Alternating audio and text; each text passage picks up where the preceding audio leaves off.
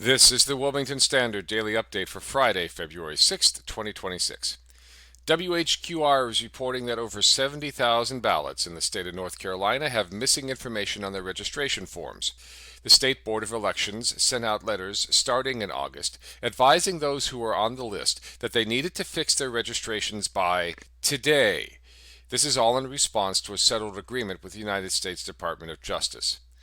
No voter on the registration repair project list will be removed from the voting rolls.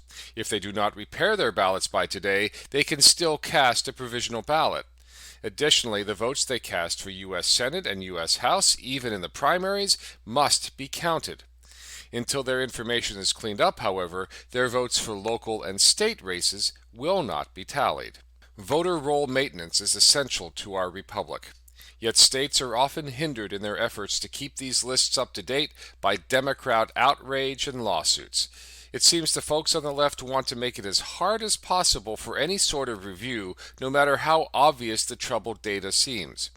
For example, here in North Carolina, the Public Interest Legal Foundation reports close to 30,000 potential interstate duplicates exist, meaning potentially people are voting in two states.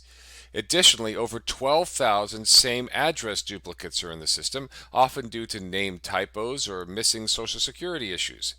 This does not mean there is widespread fraud in our voting rolls, but there are enough significant issues on our rolls to call into question any election result.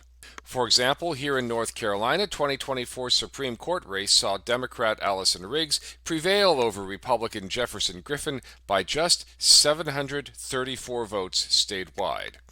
In his lawsuits, Judge Griffin's major challenges included these incorrectly maintained voter lists. North Carolina's Board of Elections, at that time under the control of Governor Roy Cooper, basically admitted there were errors on the books due to administrative or clerical problems, yet they did nothing about them. The outcome of which is just as Riggs is in office, but there will always be questions about the legality of the votes that put her there.